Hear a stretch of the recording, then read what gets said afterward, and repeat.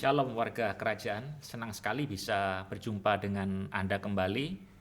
Saya berharap dan berdoa supaya Anda tetap dalam perlindungan Tuhan, penyertaan Tuhan, anugerah Tuhan. Bahkan Anda menerimanya berlimpah-limpah di dalam hidup Anda sekalian. Masih bersama dengan saya Abraham Roy Setiawan di dalam program Kingdom Insight His Gift for You. Kita masih ada dalam episode Glorious Ruins. Bagaimana kita bangkit dari keterpurukan, bagaimana kita bangkit dari hal-hal yang buruk. Saya percaya bahwa Tuhan selalu bersama dengan kita, Dia tidak pernah meninggalkan kita. Oleh karena itu, dalam musim-musim yang seperti ini, percayalah bahwa Tuhan akan selalu menolong kita semuanya. Dan pada episode kali ini, dalam episode Glorious Ruin, saya sudah hadir dengan bintang tamu yang spesial. Bintang tamu yang spesial, beliau adalah seorang pengusaha wanita, jarang-jarang pengusaha wanita ya. Kalau hari ini kita bisa kedatangan beliau, itu tentu adalah satu berkat tersendiri. Dan beliau, saya perkenalkan dan saya sambut adalah Ibu Angie. Shalom Bu Angie. Shalom, ya. Roy. Mungkin Bapak Ibu sekalian mungkin bertanya-tanya siapa Ibu Angie ini ya. Ibu Angie ini adalah selain pengusaha wanita, beliau juga adalah adik dari our senior pastor Timotius Arifin Teja Sukmana. Ya, wajahnya pasti sama, kelihatan sama. Walaupun tadi kita sempat cerita Bu Angie ya bahwa banyak orang tidak percaya kalau Bu Angie ini adalah adik dari Pak Arifin gitu ya. Ya, mungkin karena saya nggak beribadah di rock ya, jadi orang nggak tahu. Nggak tahu ya. Mungkin lewat podcast ini nanti kita bisa menggali lebih jauh hal-hal apa yang Tuhan sudah kerjakan di dalam hidup Ibu Angie dan keluarga, terutama bagaimana bangkit dari keterpurukan. Amin. Kalau tidak keberatan, bolehkah Bu Angie menceritakan kesibukan sehari-hari ini apa, Bu Angie? Ya, saya sibuknya itu saya ini pengusaha kue. Iya. Jadi ya kue tart ya, ya untuk ulang tahun, untuk pernikahan gitu, Iya. Pak Roy. Jadi kalau kita pesan kue gitu bisa semua kue bisa dilayani Bu Angie. Wah, bisa pasti. Apalagi kalau Pak Roy yang pesen nih. Wah gitu ya. Nah, bagi warga kerajaan yang butuh kue, jangan lupa hubungi Ibu Angie. Sekalian promosi. Ya, bagaimana Bu Angie menghabiskan masa kecil dulu di tengah-tengah keluarga ya? Kalau kita sudah banyak tahu tentang Pak Arifin masa kecilnya, kalau Bu Angie apakah sama dengan Pak Arifin atau bagaimana Bu Angie? Ya, saya ini adik paling kecil dari Pak Arifin. Iya. Kita memang beda jauh, beda 9 tahun. Jadi 9 banyak tahun, memang yang nggak kenal saya karena Iya. saya selalu dianggap anak kecil. Tapi kita kehidupan keluarga itu ya pasti sama ya sama Pak Arifin. Iya. Kita punya keluarga yang menyenangkan, Iya. punya orang tua yang menurut saya itu panutan. Iya. Bagaimana mendidik kita, bagaimana jadi seperti mami itu bukan cuman mami itu memberi wejangan, tapi mami itu juga role model buat kita. Menjadi jadi, contoh begitu ya, menjadi teladan untuk keluarga begitu ya. Iya. Ya. Jadi ya banyak lah yang mami tanamkan ke anak-anaknya ya. Iya. Nah, saya jadi ingin tahu Bu Angie, kapan Bu Angie menerima Tuhan Yesus secara pribadi? Kalau Pada waktu saya momen apa itu, kira-kira? saya itu gini, terus terang dari kecil tuh kan sudah di sekolah Kristen. Iya. Tapi saya tuh tergerak untuk dibaptis itu waktu saya umur 17 tahun. 17 tahun ya. Ya mungkin nggak tahu ya. nggak ada yang nyuruh gitu ya, mungkin karena dari lingkungan, dari Iya. teman-teman, jadi tergerak sendiri untuk minta dibaptis gitu. Jadi bukan pada momen misalkan KKR atau Enggak. momen ibadah atau momen-momen retreat enggak tante Enggak. Bu Enji ya. Memang itu mungkin ya setiap orang tuh panggilannya beda-beda Beda-beda, ya. iya. Jadi Tuhan tuh memanggil saya waktu saya umur 17 Iya. tahun. Nah, pada waktu sebelum mengikut Yesus secara pribadi dan kemudian dibaptis mengenal Yesus secara pribadi, kira-kira apa yang Bu Enji rasakan, perbedaan-perbedaan apa kira-kira yang dirasakan pada waktu itu? Ya, sebelumnya tuh ya kita kan tahu tuh dari sekolah aja ya, tapi setelah dibaptis itu kan paling enggak tuh kita belajar untuk lebih mengenal Tuhan Yesus ya. Iya. Terus ya mulai pelayanan di Iya. gereja gitu untuk ya mau lebih dekat lah. Iya. Nah, saya jadi ingin tahu nih, dulu pertama kali pelayanan di mana Bu Enji dan melayani sebagai apa pada waktu itu? Atau Ya. sama-sama dengan Pak Arifin atau bagaimana? Ya waktu itu kan ya masih kecil, jadi Iya. saya itu pelayanannya di Komisi Pemuda Remaja. Oh ya, Komisi Pemuda Remaja. Waktu itu saya sempat sebagai bendahara. Iya. Itu awal pelayanan saya. Iya. Dan kemudian setelah dari Komisi Pemuda dan Remaja ini sampai hari ini melayani di bidang apa, Bu Enji? Kalau saya tuh setelah makin dewasa tuh saya punya prinsip bahwa pelayanan itu nggak mesti keluar ya. Iya. Jadi pelayanan terkecil tuh adalah di keluarga. Iya. Jadi pelayanan utama saya itu di keluarga, Iya. di tempat di mana perusahaan yang Tuhan percayakan kepada saya itu menurut saya tuh tempat pelayanan utama saya. Iya. Selain itu saya aktif di pelayanan untuk retreat suami istri. Iya, iya. Jadi Bu Enji ini lebih banyak melayani di marketplace begitu ya? Iya. Di marketplace, di Iya. tempat usaha dan Iya. seterusnya ya. Justru itu jangkauannya menjadi lebih besar ya karena kita bisa ketemu dengan banyak orang gitu ya. Ketemu dengan klien-klien gitu ya, pemesan-pemesan betul, gitu. betul, Itu ya. malah kita lebih banyak bisa ketemu dengan mereka gitu ya. Ya karena prinsip saya tuh kita kan bukan pelayanan tuh tidak harus menjadi pendeta. Iya. Tapi bagaimana kita tuh bisa menjadi berkat buat orang lain. Menjadi berkat buat orang lain tuh kan bukan berarti itu dengan materi, Iya. tapi dengan tenaga, dengan pemikiran. Itu kan juga bentuk pelayanan. Iya, betul. Iya. Nah, selama Bu Enji pelayanan, kira-kira ada nggak hal yang menarik begitu ya, atau yang berkesan begitulah selama ini? Apa kira-kira yang paling berkesan? Momen apa pada waktu itu? Saya tuh yang berkesan tuh di pelayanan suami istri ya. Di pelayanan suami istri tuh memang saya nggak tampil, saya di belakang layar. Tapi saya bisa merasakan bagaimana setelah ikut retreat itu, terus mereka yang tadinya mau cerai, terus jadi lebih baik. Iya. Terus bagaimana mereka bisa rekomitmen lagi. Itu kalau melihat itu buat saya itu suatu kebahagiaan tersendiri. Iya. Karena saya punya prinsip bahwa segala sesuatu itu adalah berasal dari rumah tangga. Iya. Jadi justru keluarga itu adalah satu lembaga unit terkecil yang perlu dilayani dengan sungguh-sungguh ya. Betul. Karena kalau keluarga kuat, gereja juga akan menjadi kuat gitu ya. Iya. Kalau gereja kuat, gereja bisa menjadi berkat bagi lingkungan sekitarnya. Iya, kalau saya sih nggak muluk-muluk Pak Roy. Iya. Pokoknya ya apa yang bisa saya lakukan Iya. di lingkungan terkecil dan bisa memberi dampak apa buat mereka. Iya.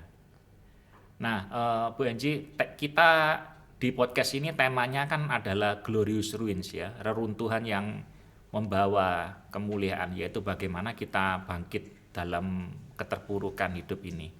Mungkin Bu Enji bisa men-sharingkan salah satu momen dalam hidup atau dalam keluarga atau dalam pekerjaan ya, atau dalam pelayanan gitu ya, di mana Bu Enji mungkin mengalami masa-masa yang sangat-sangat sulit ya, dan kemudian bisa bangkit ya dari keterpurukan itu.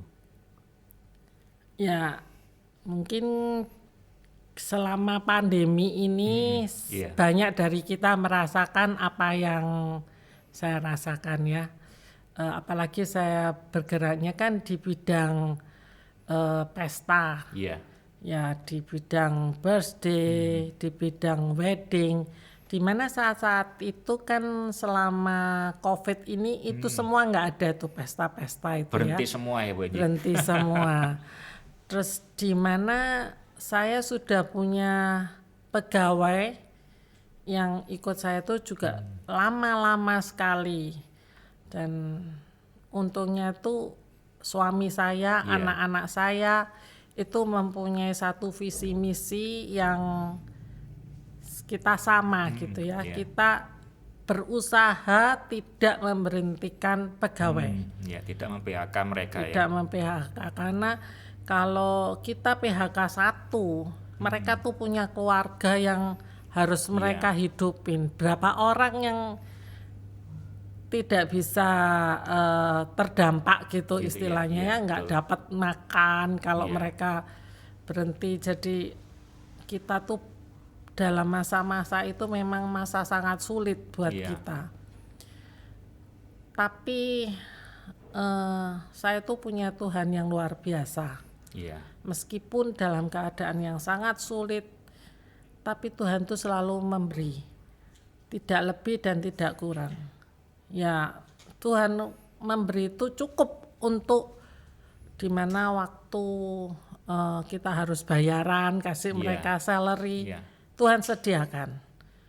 Jadi istilahnya selama masa pandemi ini bukan mereka yang kerja buat kita, tapi istilahnya kita yang bekerja untuk Buat mereka. ya. Tapi kan tadi di awal saya sudah utarakan bahwa disitulah salah satu tempat pelayanan kita. Jadi yaitu merupakan satu, meskipun itu beban yang sangat berat, tapi itu juga membuat satu kita bisa melihat bagaimana kebesaran Tuhan ya. Kalau kadang-kadang itu nggak bisa berpikir gitu, aduh gimana ya ini bayar pegawai ini gimana. Tapi Tuhan bisa kirimkan orang tuh yang pesen yang di luar perkiraan kita tuh yang Iya. bisa menutupi kebutuhan itu ya. iya. Jadi menurut saya itu kita sebagai anak Tuhan itu bagaimana susahnya, tapi kalau kita punya prinsip Tuhan itu luar biasa, itu akan terjadi. Saya selalu menekankan pada pegawai saya bahwa perusahaan ini itu bukan punya saya. Iya. Kalau saya rekrut pegawai, saya selalu bilang perusahaan ini adalah titipan Tuhan saya. Jadi saya juga minta mereka bekerja dengan baik. Jangan berbuat yang nggak baik gitu di perusahaan ini, karena kalian nggak perlu takut sama saya nggak tahu tapi Tuhan saya tahu. Dan itu nyata sekali. Dan saya mempunyai pegawai yang cukup baik, sudah sampai 10 tahun sampai 20 tahun. Wah, itu ikut panjang saya, sekali ya. iya. Jadi makanya saya itu juga mati-matian mempertahankan itu. Tapi dalam keadaan susah yang begitu itu kita tetap bisa bersyukur lah. Kita nggak boleh merasa kita paling susah, kita paling terpuruk itu. Sebagai anak Tuhan tuh nggak perlu punya pikiran itulah, karena kita yakin Tuhan pasti punya jalan keluar. Jadi jangan mengasihani diri sendiri gitu ya, Bu Enji ya. Betul itu. Tapi kita harus yakin ya bahwa Tuhan sanggup untuk memelihara kita gitu ya. Oh iya, itu Di pasti. saat-saat yang sulit sekalipun Tuhan bisa memelihara kita gitu. Iya, itu pasti. Iya.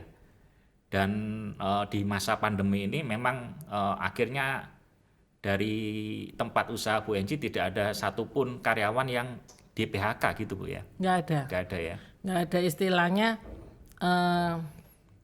kan ini bukan perusahaan saya kan Iya. cuma titipan. Iya. Jadi saya cuma menjalankan perintah. Iya. Jadi pasti Tuhan itu punya rencana kan untuk kita bisa menjadi saluran berkat buat Iya. mereka juga. Ya, Dan dari situ juga mereka akan tahu bagaimana besarnya Tuhan kita. Iya. Jadi itu suatu yang luar biasa yang dibuat oleh Tuhan ya untuk Bu Enji, bahwa Ya, selama pandemi ini walaupun situasi sangat sulit khususnya perekonomian, tapi tetap Tuhan itu sanggup untuk mencukupkan dan memelihara kita iya. gitu ya. Saya tuh sampai kadang-kadang tuh juga pernah tuh berbesmili gitu ya Iya. istilahnya.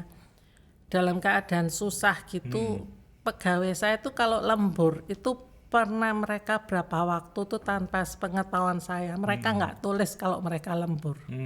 Iya. Terus waktu saya tahu, saya tanya, "Loh, kenapa kamu kok Nggak nggak menulis tulis kamu lembur, lembur?" ya? Ya Bu, kan sekarang keadaannya susah Iya. gitu. Jadi bagaimana yang mungkin kalau kita memperlakukan mereka dengan baik, itu dampak yang Iya, juga betul. kita terima. Iya, iya. Jadi kita tidak menganggap mereka sebagai sesuatu yang dieksploitasi atau apa gitu ya, enggak Bu Enji ya. Tapi kita perlakukan mereka layaknya seperti sebuah keluarga begitu mungkin ya. Iya, kalau di tempat saya tuh kekeluargaan Iya. sekali. Di mana ya kebiasaan saya tuh kalau manggil pegawai saya tuh Nak, Iya, dan mereka biasanya manggil saya tuh Bunda. iya. Wah, ini Dan bagus ini. bagaimana mereka tuh kadang-kadang ya yang sudah keluar Iya. segala itu ya masih suka kontak-kontak. Iya. Ada mereka yang punya kehidupan yang lebih baik, kadang-kadang mereka mau tanya, mau ini ada problem, mereka masih kontak saya dan mereka masih panggil saya Bunda. Yaitu Iya. salah satu kebahagiaan ya saya sebagai pimpinan gitu Iya. di perusahaan. Jadi kalau hari-hari ini ada warga kerajaan yang sedang menghadapi kesulitan, pesan Bu Enji apa? Jangan menyerah begitu ya. Iya, saya punya 3 ayat favorit sih dalam Iya. masa-masa sulit itu ya. Saya selalu teringat 1 Korintus 10 ayat 13 itu, saya yakin bahwa Tuhan tuh tidak memberi pencobaan melebihi dari kekuatan kita. Dan satu lagi ayat favorit saya itu Roma 8 ayat 28. Iya. Itu bahwa Tuhan turut bekerja dalam segala sesuatu ya. Untuk mendatangkan Ya, kebaikan untuk bagi mendatangkan kita ya. kebaikan Iya. bagi kita. Dan satu ayat lagi itu Mazmur 55 ayat 23 itu ya sebagai manusia kadang-kadang kita khawatir, tapi di situ kita diajarkan untuk menyerahkan kekhawatiran kita itu pada Tuhan ya. Iya. Iya. Ya, itu mungkin kenapa dalam masa-masa pandemi ini saya masih bisa tertawa, masih bisa ya happy ya Survive mungkin. begitu ya, Iya, yang tepatnya. karena saya punya keyakinan Iya. bahwa Tuhan tuh selalu menolong. Iya.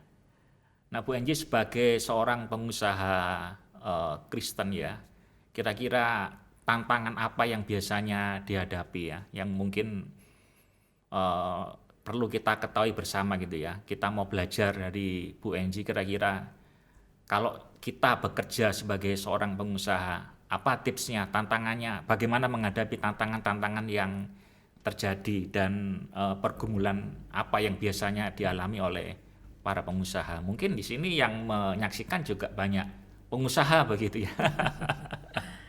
Kalau saya itu terus terang saya ini kan bukan pengusaha besar, tapi saya itu selalu terapkan itu untuk marketing, untuk Iya. anak buah saya itu nggak boleh berbohong, nggak boleh menjelekkan orang lain. Iya. Jadi nggak boleh menjelekkan kompetitor gitu ya. Itu mungkin salah satu tips untuk supaya kita tuh dalam berusaha bekerja tuh ya kita bersaing secara sehat lah. Iya. Ya nggak perlulah untuk menjelekkan kompetitor supaya kita tuh mendapat kelihatannya baik tapi menyusahkan orang lain, itu nggak boleh. Iya. Itu yang saya terapkan ya Iya. di pekerjaan ini. Iya. Dan ya kalau pekerjaan itu, apalagi pekerjaan saya tuh sebagai jasa ya. Iya. Kadang-kadang ekspektasi kita sama ekspektasi pembeli itu kan nggak sama.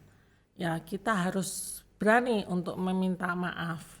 Bukan berarti kalau meminta maaf itu kita menjadi rendah. Iya. Tapi justru menurut saya ya itu salah satu yang membuat orang itu mengerti ya bagaimana dedikasi kita sebagai seorang pengusaha. Iya. Kalau memang kita dinilai salah ya kita harus berani terima gitu. Iya. Nggak boleh dong kalau orang yang menilai itu kan bukan kita sendiri istilahnya. Iya. Terus kita mau menang sendiri itu saya rasa juga sebaiknya sebagai orang Kristen enggak begitu. Iya. Itu yang bisa kita lakukan sebagai seorang pengusaha supaya hidup kita juga bisa menjadi berkat ya. Ya. Bagi orang lain gitu ya. Kalau itu salah satu tuh juga dari mama saya ya, itu selalu menekankan bahwa orang ngalah tuh bukan berarti kalah. Ya. Mengalah bukan berarti kalah ya. Gitu ya. Mengalah untuk menang. Enggak juga gitu lah. Ya. Bu Enji melihat bagaimana peran keluarga itu di dalam kesuksesan seorang pengusaha. Kira-kira peran keluarga itu sebesar apa begitu ya dalam kesuksesan hidup kita, keberartian hidup kita, itu bagaimana peran keluarga kita ini? Seperti dari awal saya sudah bilang ya, kalau segala sesuatu tuh berasal dari keluarga. Saya ini mempunyai keluarga menurut saya yang sangat-sangat mendukung pekerjaan saya dari awal. Saya punya suami yang luar biasa, saya punya anak-anak yang luar biasa, yang selalu bisa mendukung dan memberi solusi. Kita bisa berdoa bersama dalam menghadapi segala masalah. Itu adalah salah satunya yang luar biasa kalau kita tuh semua dekat sama Tuhan ya. Saya juga punya keluarga besar yang luar biasa. Itu seperti Pak Arifin tuh salah satu pendoanya. Terus Mami juga salah satu pendoa yang luar biasa buat anak-anaknya. Jadi saya hidup dalam lingkungan tuh untungnya tuh semua yang cinta Tuhan semua ya. Jadi kita tuh nggak pernah bertengkar, nggak pernah. Dan indahnya itu setelah Mami meninggal, Mami kan baru meninggal tahun lalu, itu kita punya persekutuan keluarga. Setiap hari Sabtu ya itu jadi dari Pak Arifin, saudara-saudara, sepupu-sepupu kita komit untuk persekutuan keluarga. Itu saya rasa sangat bagus ya, dimana kita bisa saling curhat, kita bisa saling mendoakan meskipun kita jauh, kita itu karena menurut saya itu doa itu luar biasa dan itu sangat perlu lah ya dalam menghadapi segala sesuatu. Bu Enji kira-kira dalam hidup ini punya mutu apa, filosofi apa kira-kira yang bisa dibagikan ke kita? Apa kira-kira Bu Enji? Ya, ini sebenarnya filosofi dari Mama juga sih ya. Mama bilang selama hidup tuh selalu adalah masalah. Kalau kita sudah mati itu baru masalah tuh berhenti.